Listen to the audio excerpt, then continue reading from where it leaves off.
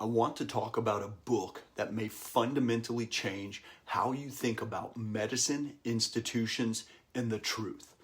The book is Forbidden Facts by crime reporter Gavin Becker. This is not a book about being anti-anything. It's a book about how decisions get made, who benefits, and what happens when institutions are incentivized to protect themselves instead of people. If you care about health, safety, ethics, or informed consent, this book is required reading. Becker walks through a pattern that shows up again and again in history. Early warning signs are ignored, whistleblowers are dismissed, dissent is framed as ignorance, and then only years later, sometimes decades later, the truth will quietly emerge. We've seen this with Agent Orange used in Vietnam. We've seen this with the Gulf War illness syndrome. We've seen it with the fire burn pits. This happened with baby powder and cancer risk. And yes, the book makes the case that the same institutional dynamics apply to vaccines and neurological injury. One of the most sobering sections of the book lists vaccines that were once declared safe, widely promoted, and then later withdrawn because of real harm. Here's just a few examples.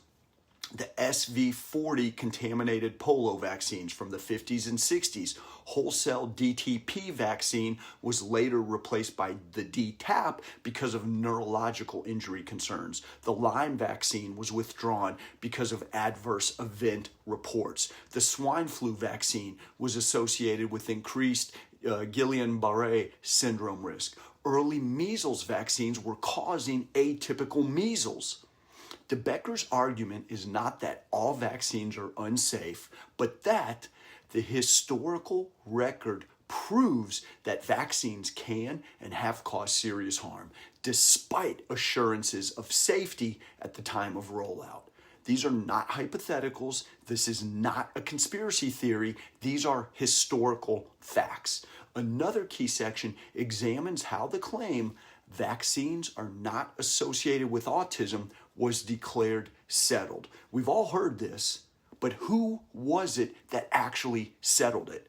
Okay, it's the Institute of Medicine. Now, the Institute of Medicine is a private, for-profit organization that was hired by the government.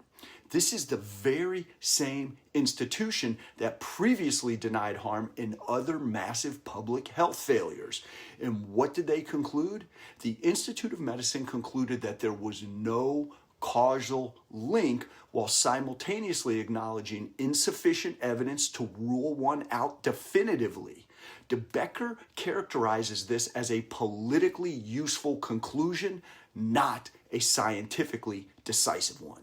So whether you agree with every conclusion in the book or not is beside the point, because the point is this: you cannot responsibly discuss vaccine safety, medical ethics, or institutional trust without understanding this history. And so here's where I am with all of this right now. And I want to state this clearly and without any hostility. I am no longer having conversations about vaccines, safety, or specific diagnosis with anyone who's not read this book. I'm no longer interested in surface-level arguments coupled with media and pharmaceutical talking points that ignore how health, power, liability, and incentives actually work. If you want to be informed so that you can have a reasonable conversation, one grounded in history, ethics, and pattern recognition, this book is the starting line.